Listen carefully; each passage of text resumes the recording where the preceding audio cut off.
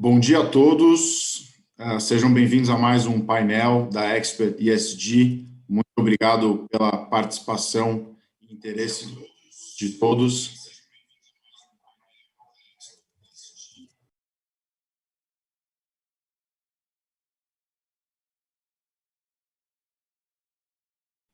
Perdão, estava escutando eu mesmo. Estaremos hoje aqui com 3 experts no assunto de ESG. Eu sou André Martins, eu sou responsável pela área de relações com investidores aqui na XP e vou ser o moderador desse painel. Hoje a gente vai discutir materialidade dos fatores ESG. Como todos sabem, a gente está inserido numa economia global super dinâmica e temos muitos setores sob análise, sob discussão nesse contexto. Então, é vital e super importante que a gente se pergunte, se a gente está fazendo as perguntas certas com relação a esse assunto. Então, agora eu vou mudar para o inglês. A gente vai pedir para os nossas participantes, 3 mulheres super especializadas e com muita experiência e background em ESG, para se apresentar. A gente tem com a gente a Mary Jane McQuillan, ela é diretora, portfólio manager e head de ESG na ClearBridge Investments. A gente tem também a Bonnie Wontracol, ela é global head de ESG Investments e também portfólio manager na Western Asset. E, por fim, Carolina San Martin, a diretora também de ESG Research na Wellington. Agora eu vou mudar para inglês. So, good morning to our guests. Sorry about my previous problem. I was hearing myself for a moment, but we can continue. Thank you very much on behalf of XP Inc. for participating on that panel. I'm pretty sure it's going to be a very productive discussion. So if you could kindly give an overview on your role in your career, that would be lovely. Mary Jane, good morning. Good morning. Thank you, Andre, and good morning to everyone. And thank you for inviting me to participate in your event this morning. My name is Mary Jane McQuillan, and I work at a firm, ClearBridge Investments. For those of you who are not familiar with ClearBridge, we are a global active equities manager. We have over 50 years of experience in managing global equities, and we also have 30 years of ESG experience. We currently manage around 180 billion in assets under management. And I personally have 25 years of ESG investing experience. I'm a co-portfolio manager of the Sustainability Leaders portfolio, and I'm also the head of ESG, and I am based in New York City. Thank you. Thank you, Mary Jane. Bonnie, good morning. Could you please introduce yourself? Thank you.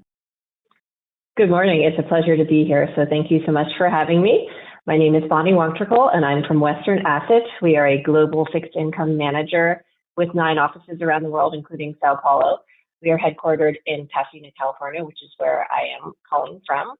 My role at Western Asset is to oversee the research, engagement, and strategies or ESG at the firm. We're very committed to it, and we have many clients who are deeply committed to ESG as well through the variety of strategies that address their needs. But I'm happy to be here and happy to share the stage with 2 other ESG colleagues. Great. Well, good morning. Bom dia. I'm also very happy to be here with everyone today. I'm Carolina San Martin. I lead Wellington's ESG research team. And at Wellington, we have the privilege of managing over $1 trillion US dollars of our clients' assets. And I've been leading our ESG effort for the last 6 years, while I've been at Wellington for over 15 now. And we really see ESG as an investment research capability that can benefit all of our clients across our investment strategies.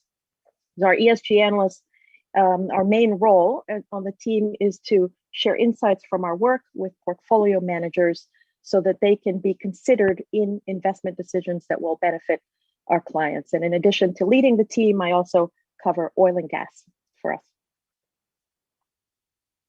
Thank you, Carolina. So, and thank you, the three of you for the description. So, our everyone who's watching knows that we have good companies here to discuss. So, let's jump to our first subject. Our first question for our three guests to comment. The relevance or the applicability at the end of the day of ESG issues and metrics, it varies widely among industries, right? I assume that as investors, both on the fixed income side, on the equity side, you don't want to have too short of a list, right, of investable sectors. So you got to be asking yourselves questions and adapting to that. So we would like to know what are the key challenges when managing this conflict between ESG requirements, right, in the framework and the universe of companies and sectors that you cover or invest. If we could start with Mary Jane, thank you. Okay, sure. To start, we believe ESG investing is about seeking long-term, competitive, risk-adjusted performance while seeking to support positive social impact. So just wanted to put that out there, that while we're seeking positive social impact, the investment process and in performance outcome is absolutely key in how we think about ESG. In the US, historically, public equities has been the oldest asset class for ESG. However, as Bonnie from Western and Carolina from Wellington will also discuss, there are other asset classes such as fixed income and private equities, alternatives, real assets that have also been available for ESG investors. At ClearBridge, we believe to balance this challenge of a potentially limited universe and trying to find good ESG investments, our approach that we have chosen over the past decades has been ESG integration. And for us, what that means is that every investment professional, so every analyst is a fundamental analyst, and also the ESG specialists.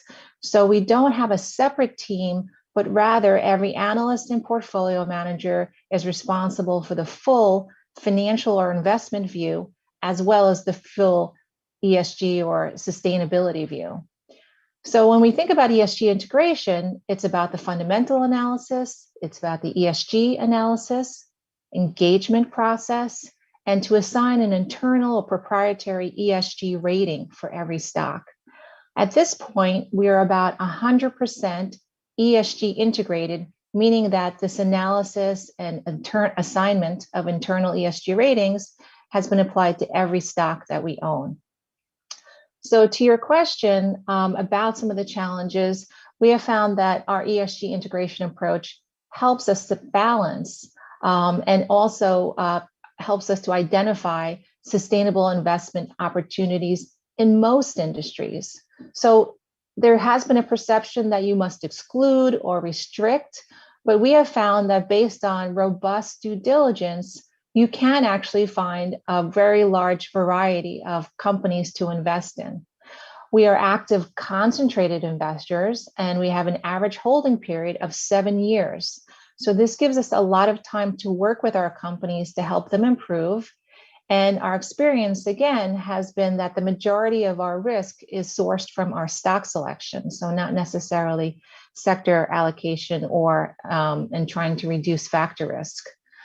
Our experience has been that our investment universe has not been limited by seeking high financial candidates and high sustainability candidates.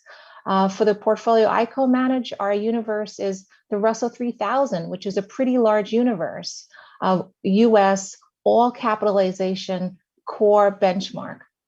So we have found great opportunities in the small cap, medium cap, and large cap space while seeking and finding high returns on capital, strong fundamentals, valuation is attractive, and strong capital discipline. And when we say we're looking for sustainability leaders, we do believe you can find companies that not only provide sustainable products and services that provide a positive impact, but also very high, large-scale sustainable operations. And we think a key to investing from our approach is high quality and diversification as opposed to exclusion. One other challenge that we see is, or a challenge that we have experienced as well, is finding the right data. And finding that data is not always so easy, which I'm sure our colleagues on this panel will discuss as well. But from our direct engagements with companies, we have encouraged them to disclose more data, whether it's around carbon emissions or around diversity data, as well as governance metrics. We think that's one area that the industry is continually addressing as a challenge. Thank you.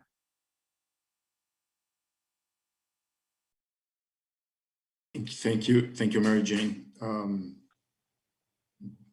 Bonnie, could you also comment on the subject? Thank you. Sure. So as an asset manager, we have a fiduciary duty to our clients to achieve returns the best that we can within our clients' guidelines and their risk tolerance limits. But actually, as part of that process, we think that ESG is very additive and it's essential to achieving those risk-adjusted returns. For us, ESG is this fundamental analysis tool, and it helps us to discover relative value better. It helps us to mitigate risk as a bondholder. And we really believe that when ESG is integrated into the investment process properly, it does not limit what we can invest in.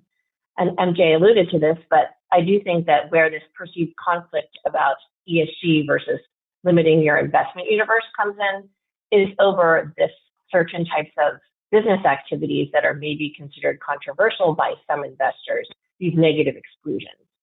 And here we don't think at Western Asset that it's our place to make a value judgment about excluding certain business activities. We take direction from our clients on whether to exclude certain types of activities categorically, because there really can be reasonable differences of opinion about what is controversial or not. So for example, let's take alcohol. Depending on one's religious belief, there can be differences of opinion that are very reasonable. Or something like gaming. Investors can and do vary in their beliefs on it. A large part of that business is about wagering and making bets, but there's also the food and drink and entertainment and family elements in, say, places like Las Vegas in the United States. And how does one differentiate between those two? And those are obvious examples, the alcohol and gaming, but there's conflicting values with certain issuers as well, even when you think about something like Bitcoin, which I'm using that example because Western Asset does not do Bitcoin, but there are some conflicting things one could say about Bitcoin as well. So at Western, when we're integrating ESG, we're not applying exclusions unless our clients direct to do so, but we are focusing on basic universal principles, like how companies are handling corruption, how they're handling money laundering, how they're handling forced labor and preventing those types of risks. These are principles that are universally held. They're part of the United Nations Global Compact, which is something that we guide our engagement with issuers on. And they're universally regarded as being not just ethically wrong, but also as material financially. So that's the way that we approach ESG, and we do believe that this does not limit the universe for our clients.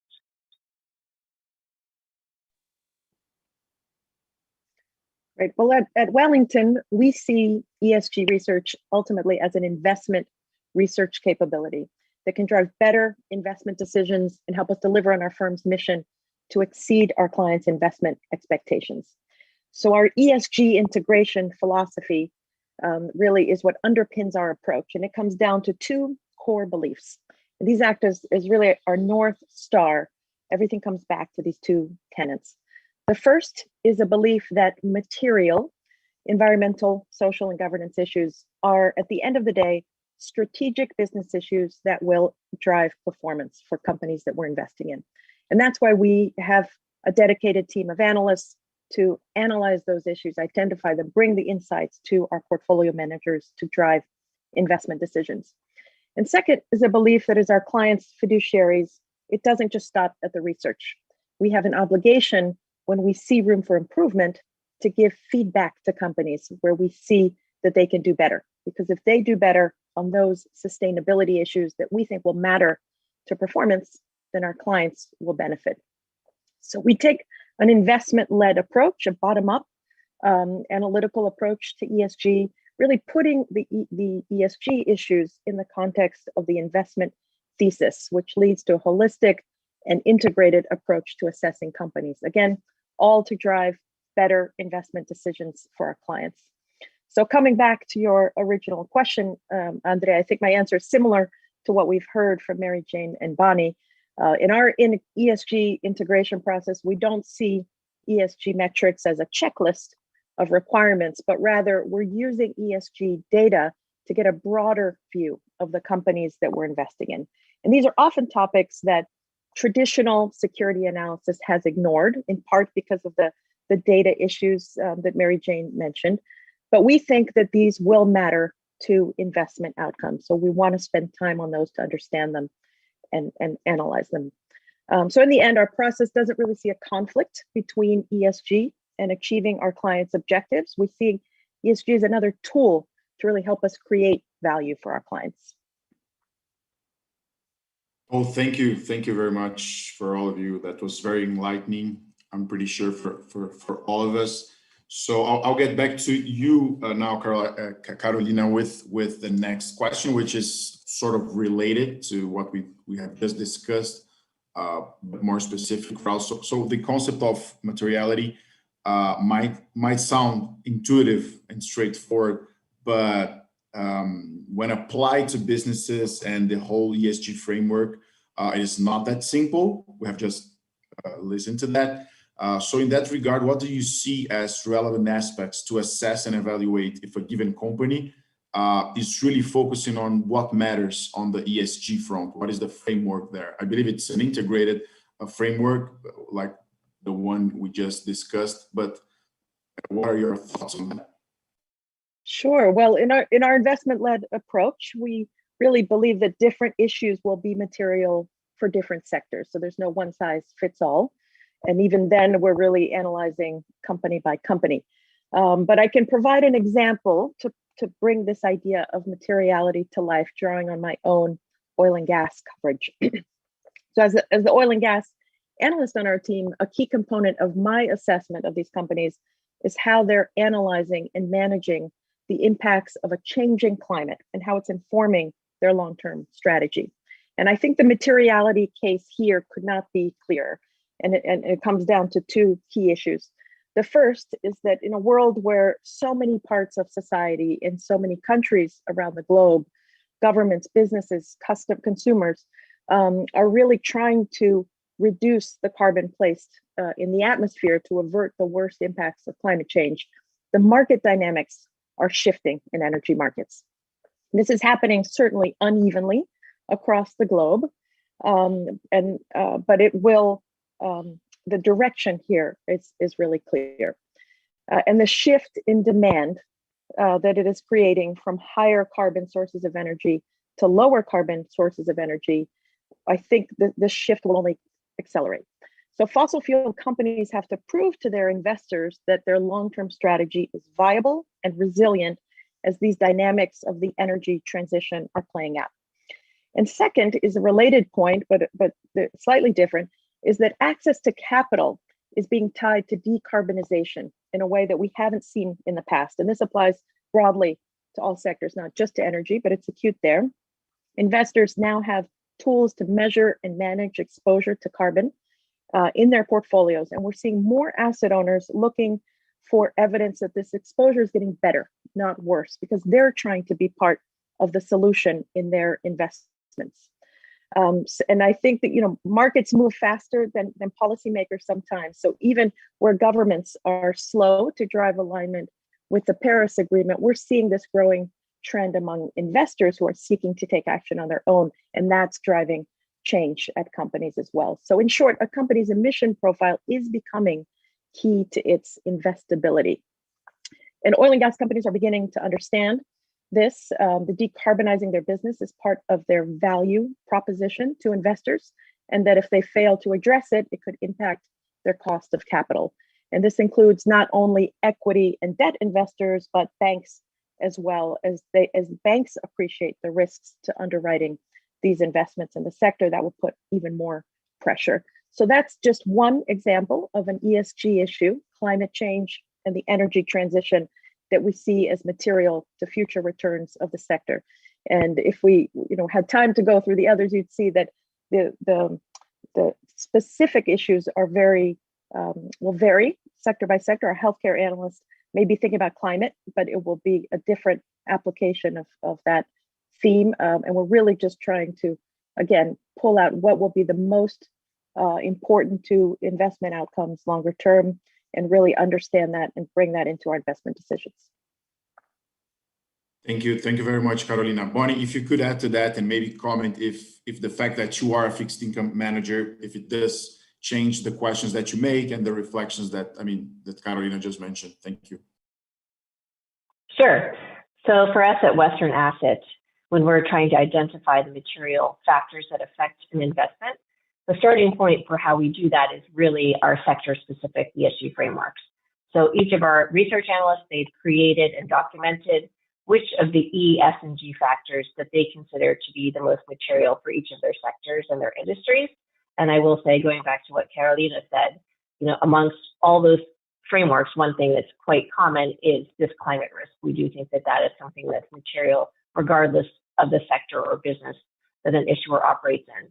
But more generally speaking, those factors are going to be different for, let's say, a bank versus a pharmaceutical company.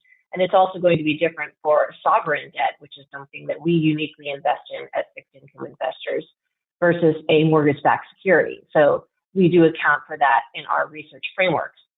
And a lot of the factors that we look at on the corporate level are probably going to be somewhat similar to what MJ and Carolina look at in their equities research, but we do have some differences as well, as Andre, as you mentioned, because we are fixed income focused. So our main focus is not growth, it's really about capital preservation and can we get our principal and interest back. And we want to make sure from a governance perspective that as bondholders, we're being protected and we're not being inadvertently pushed down in the capital structure. So that's very important to us and a distinction there, I believe. And then when it comes to non-corporate issuers like sovereigns or mortgages, it's a very different process as well. So when you think about sovereigns, they have certain structural considerations when it comes to something like climate risk. When it comes to social risks, they could be slower to change. And there are some things that they can control and they can control. So a business can perhaps change the location of its operations because of physical risk, but a sovereign can't. So we have to have a different lens for assessing risk and engaging with that sovereign. And when it comes to mortgages, our interests there are secured by collateral. So we want to look at the environmental and social characteristics of that collateral. So for example, is it affordable housing that's being financed through the mortgage? But alongside the collateral, we also have to do ESG analysis at the issuer level. So that gets into a lot of the governance aspects. What are the lending practices of the party that's involved in making the mortgage loan? I think when you're looking at across all these fixed income asset classes, the one thing we would also say is that engagement is really important to assess all of these risks. And it's really relevant, especially for governance. So the way that our analysts apply these frameworks, obviously includes a lot of qualitative and quantitative research, but it also involves speaking to the management of these issuers to assess the quality of the management and their ability to execute the strategies to manage and minimize these ESG risks. It's extremely important to us as a bondholder. So I'll stop there. Thank you. Thanks. So similar to what Bonnie and Carolina have already mentioned, we too at ClearBridge think that ESG materiality is best assessed by the fundamental or sector analyst who is responsible for covering the stock. We have noted that not all ESG issues have equal materiality. There are actually many ESG issues that don't have as much materiality as others. Our analysts try to apply industry-specific ESG considerations based on our standardized framework across the firm. So to give you an example, the ESG factors for a software company, such as data security and customer privacy, are different than the ESG factors that are most material for a food company, such as food safety. as well as innovation. And this would be different from the material factors for a healthcare company, such as access to medicines or drug pricing. And I think it helps us kind of appreciate that ESG, again, is a type of input into our fundamental analysis, and that having it applied by materiality and by industry is what we have found as well to be the most helpful in our process. I do think that the work has to be done by each manager, meaning that we should not try to outsource the assessment of what is material to third parties entirely. There are a number of services out there which are helpful to many managers, but we have to be careful that we take the work as seriously as we would for any of our other financial due diligence on our companies. Similar to a buy-side manager would not entirely rely on sell-side research. For ESG issues, we should also not entirely rely on other people's opinions outside of our own investment process. And again, we think of ourselves as the owners of those shares in terms of the stocks. And we also have a fiduciary duty to our client to make sure that we understand what are those ESG issues and why are they material. So to give you a few other examples, when we look at the beverage sector, for many of our beverage companies that we own, our analyst who covers consumer staples has noted that water scarcity is a key materiality issue, and being able to source fresh water and utilize and have consistent access to water for future production around the world, which is not the same in terms of water access. So water scarcity is an issue for our analysts there. Our analyst who covers materials has noted that health and safety issues are huge, and as well as product responsibility, what happens after you make those materials or chemicals or other areas of materials that you want to understand the implications. There are other cross-sector issues that become material that are not necessarily just for a specific sector like beverages or food, but that are, like we said earlier, can affect every sector, such as climate risk. So that continues to be a long-term material issue. And most industries have supply chains. So the integrity of the supply chain, the ability to source reliable, experienced labor under proper conditions in terms of hourly wages and non-harassment, that's also a material issue. And if we think about management teams and governance structure, one area that has really risen in terms of awareness and then more materiality is around diversity and inclusion. So what is the diversity of the management team, not just in terms of gender or race or ethnicity, but also in terms of experience and background in industries that board director, for example, would have come from. So we know diversity has added value to companies. It has been proven to be material. If we take gender, for example, there have been a number of studies from the sell side as well as academic that have shown that companies with higher gender diversity, and I'm saying this particularly because our panel is all female, so I thought this would be a good example, but that gender diversity at companies with higher exposure or higher levels of female in management on management teams have over time shown to provide higher return on equity, higher innovation, lower risk, and better performance overall as compared to their competitor companies who have had lower representation of gender diversity. So that's an example where it seems like an ESG issue. It does have materiality, and it's been shown to be a contributor to performance or a detractor if not taken and applied in the correct context. So I'll stop there. Thank you. Well, thank you so much, all of you, for these answers. When we're talking about a subject that we are not specialists, we love examples, and you three just nailed it with all of these examples, so we can frame and understand it better. So to talk about actual cases, right? A lot of the people watching us right now are relatively new to the whole ESG subject. it might be useful for us to talk about specific case studies of actual companies that have maybe dramatically changed their business based on ESG guidelines and were successful delivering more value because of that. What interesting case would you mention, starting with Bonnie, please? Sure. So I would like to give the automotive sector as an example for Western Asset. And this was a sector we'd been cautious on several years back, in part because of ESG risks.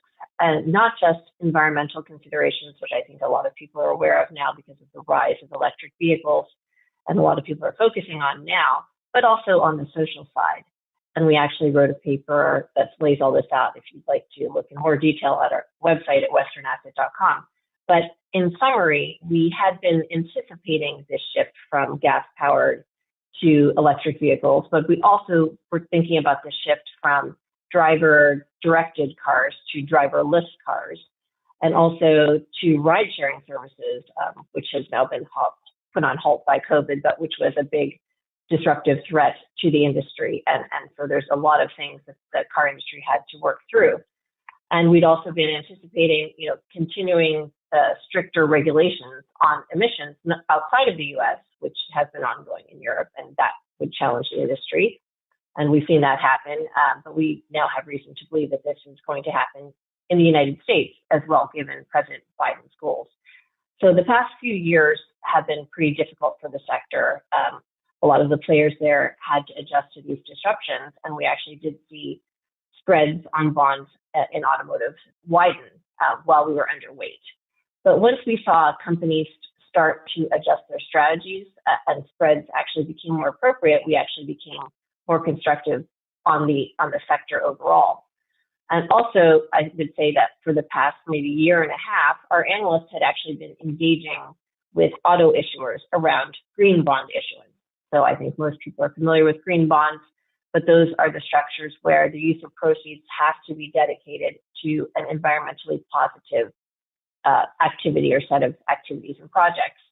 And we thought that issuers in the automotive sector it would really make sense for them to issue green bonds because that would accelerate their electrification, it would align their strategies, it would open up their investor base and just be a good signaling for them. And we were surprised to see that issuers were actually resistant for some time. But now we are finally seeing a number of actually European headquartered issuers issue green bonds, which is very satisfying to us. So overall, I think it has been a success both for Western and their investments in automotive players, as well as I think for the sector going through this transformation, which are driven by ESG forces. And overall, we do remain still selective. I think there's still a lot of challenges that remain ahead of these auto players, but we do believe that the future developments in batteries and power storage will continue to create opportunities in that sector. So from our perspective at ClearBridge, we are looking at a variety of industries, and we have over the decades been pleased to see a lot of the progress that has taken place in terms of sustainability, as well as maintaining high standards of business operation or execution and shareholder return. One example that comes to mind is work that we've done with the information technology sector in both the software as well as the hardware industries. So, for example, many investors do not necessarily associate software companies as being a huge catalyst behind the growth of and the supply of renewable power.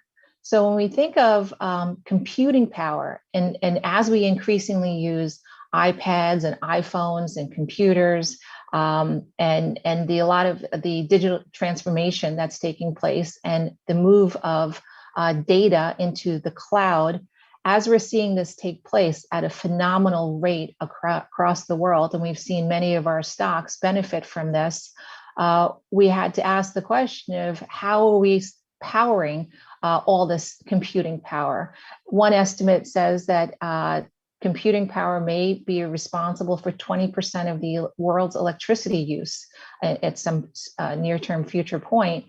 So this led us to talk to our companies about what was their source of electricity. And through working with them, we had found out that they increasingly have been committed to cleaner, greener, renewable power to source all of this cloud transformation and computing power. So most of the companies that we've invested in have committed to very high 100% carbon neutrality goals, where they will either buy offsets or be supporting the electricity grid that they source from.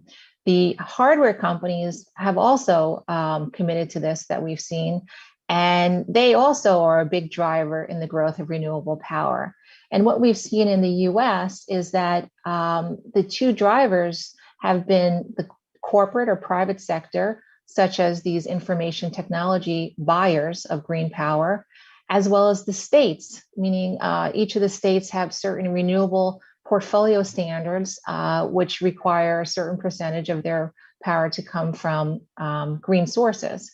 And so the utilities have responded in kind, but the entire renewable power generation industry has seen quite a boom. And we are finally at the point where cleaner powers such as solar, wind, geothermal, and hydro are at price parity with the pricing of competitive fuel sources such as natural gas, which has been one of the lowest cost sources of electricity as compared to coal and nuclear power, which is considered fairly expensive. So we are excited to see the innovation, not entirely surprised, coming from the information technology sector, where they've really shifted toward this growth and high demand for renewable and clean power. So I'll pause there. Thank you. Thank you, Mary Jane. Carolina, could you also tell us an interesting case of your story at Wellington? Sure. So I'll continue to draw on my oil and gas experience, and I think this example from the information technology sector as a consumer of energy is a really interesting one to set that up. So as I mentioned, a key part of my ESG assessment of these companies is alignment with the energy transition and the ability to compete within progressively constrained carbon budgets. So I look for good carbon management practices today and credible plans and ambitions for the future that can convince us that a company will deliver for our clients, not only in the next quarter, but in the next year, 5 years, and beyond.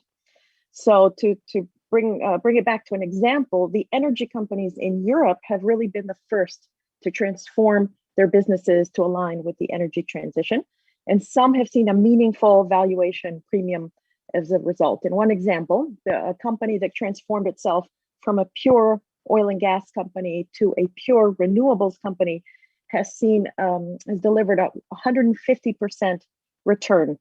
If you invested in that stock over 3 years, you would have seen 150% return, where oil and gas players over that same period have been either flat to negative. So it's really been clear in the markets that because of these fundamental factors that Mary Jane highlighted in her example, and the investors really seeking to support those business models that will drive the future of energy, that this is coming. We're really seeing it in the prices of securities. And so with this example, I don't mean to suggest that this is the only strategic option for companies, but we do see evidence of companies earning a premium when they're demonstrating that they're adapting to this future that's going to be very different from the past. If we look to the US, even though we've generally lagged European players on energy transition alignment so far, there's still differentiation on how companies are responding. And some companies have resisted shareholder concerns about climate strategies and have clung to a more business as usual approach. But others, even smaller producers who would at first glance have fewer options to address climate risk, some of these have made decarbonization a priority. They're investing in the expertise and technology required. They've set ambitious targets and they've already demonstrated progress.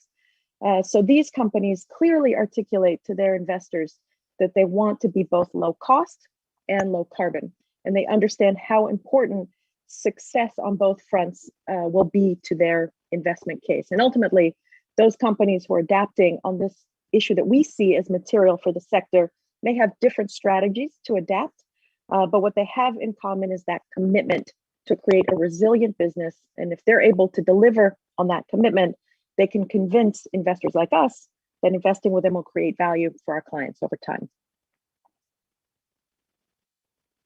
Thank you so much. Thank you so much. We're happy to see that it's a sunny day in Boston. Might be warmer than we thought. Yes, spring is here. March. So we have approximately 10 minutes just to discuss our last subject, which is more like general. So, I mean, given the current geopolitical scenario, I mean, a new American president elected with different opinions, right, than the former, heated debates about the Amazon and also the role of Brazil, our country, in this context. Carolina, starting with you, how do you understand the ESG investing or the theme impacted, right, with this current geopolitical, right? Which meaningful changes could we expect? Well, I might extend the climate conversation to answer this question. So I've talked a lot about what we call transition risk, that's in the energy sector is at the center of that. But we've also recognized the importance of physical climate risk. And Brazil has been one of the areas that we've studied from that angle. And I'll just take a step back to describe our process a little bit. So physical risk, we really think that this is something underappreciated currently, and that's because investors don't have great data to assess this. But in our view, it will become more important to pricing securities in the future. And part of the reason here is that as investors, we generally don't have a crystal ball that will tell us what the future will look like. But climate change and physical climate change specifically is an exception because we have great information from the scientific community that is telling us with a high degree of confidence what the future will look like. So as our clients' fiduciaries, why wouldn't we try to use this information to benefit our clients and to help our portfolio companies adapt? So that's why we've been spending more time on physical climate risk research. And we've embarked back in 2018 on a multi-year research collaboration with the Woodwell Research Center. It's a climate think tank here in Massachusetts. And so we've been working together to really understand the issues, bring climate science into the investment process so that we can bring that into our investment decisions.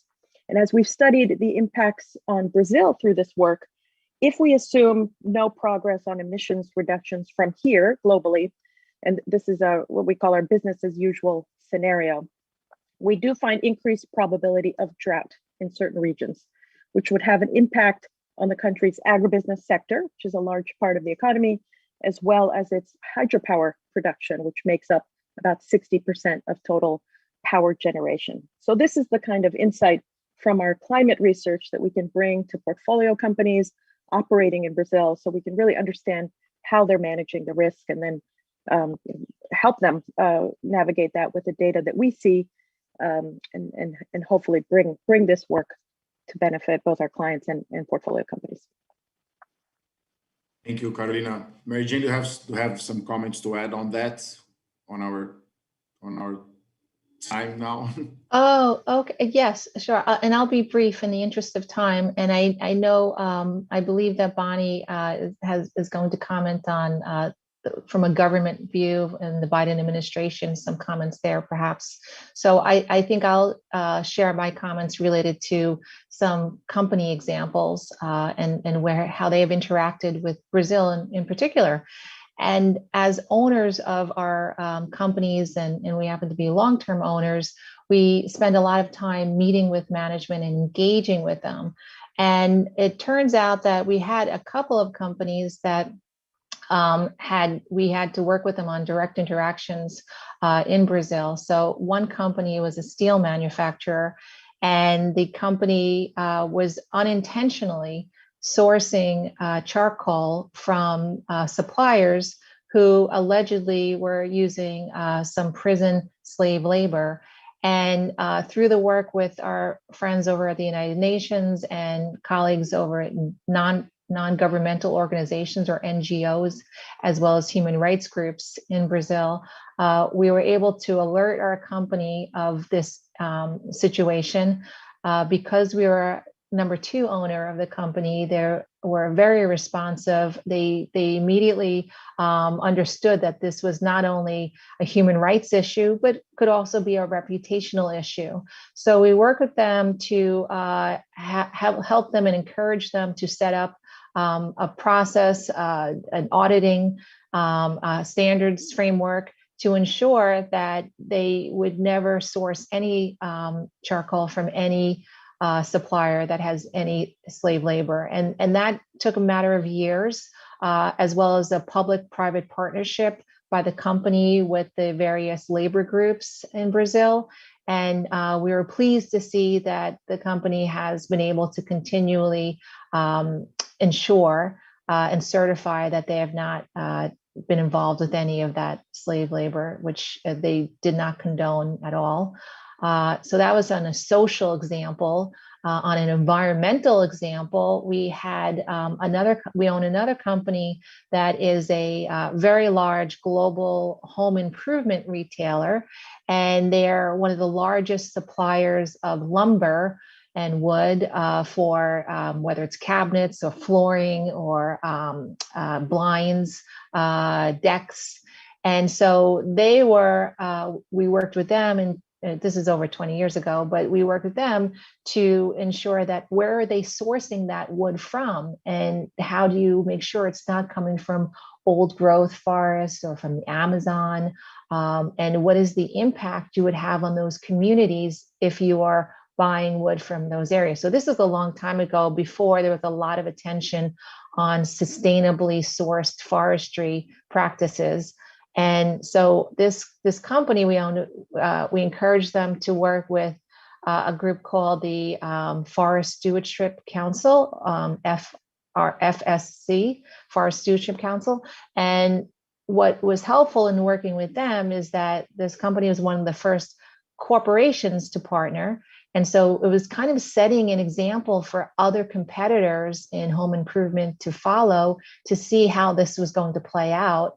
And they were able to work with their suppliers to ensure that all wood was sustainably sourced, but also to consider what the impact would be on the indigenous communities where they might source the wood. So they've committed to 100% sustainably certified sustainably sourced wood. And again, this is over time. So if we think 20 years ago and the improvements that have been made, initially there was a low supply of sustainably sourced wood because there wasn't a lot of certification. But through the power of being a large consumer and setting the standard of only certified sustainably sourced, that really helped to move the industry, and it's become more of a standard than not. And we are encouraged by that practice that, started with some of their partners over in Brazil. So I'll stop there. Thank you. And I'll just give a few quick comments on how perhaps international relations might change given the new leadership in the United States. And we know that U.S. President Biden is really deeply committed to ESG. He's called out specifically climate and racial equity as parts of his platform. And those are woven through his agenda, the way he's organized his cabinet and his leadership. And for the first time, he's actually created a White House Office of Domestic Climate Policy and designated an international climate envoy. So these are very new things that do show this commitment. But he's also a seasoned politician. And when it comes to managing international relations, I think his first priority is really to establish the U.S. as a credible climate leader. I think that means leading by example. I don't think that means a big change in U.S.-Brazil relations. Having said that, if there were a very, very severe controversy, then perhaps the U.S. would use some sanctions tool like they have for some other countries. But really, for the most part, we think he's going to let private investors continue to push the conversation with Brazilian issuers. I will say, though, I think there is an opportunity for Brazil as a sovereign to seize this opportunity at this point in time to push their own climate strategy forward. They have a lot of challenges managing their natural resources, as we've just been discussing, but they could certainly, as I've mentioned, I think in some of our earlier questions, they could certainly issue a green bond to signal their intentions to draw that credibility to their own efforts, or even a social bond to help them address some of the challenges that they're facing right now, managing COVID and their effects on the Brazilian people. And we've already seen sovereigns that do take this strategy and make this signaling and follow through with their positive intentions are rewarded.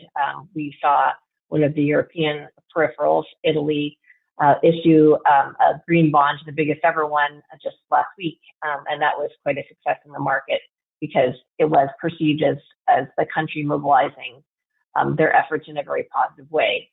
So we think it would be very interesting if Brazil would invest or issue, ESG bonds, and if we liked the framework and pricing. Great. Thank you, Bonnie. And thank you for being up so early once again. So we're out of time. We're happy that we're really happy to have you as guests. So sharp, so insightful. So thank you for that on behalf of XP again. It was very interesting to get your thoughts around a matter that you know so well. I would like to thank everyone who's watching as well. And have a great day and a great event, everyone. Thank you. Thank you.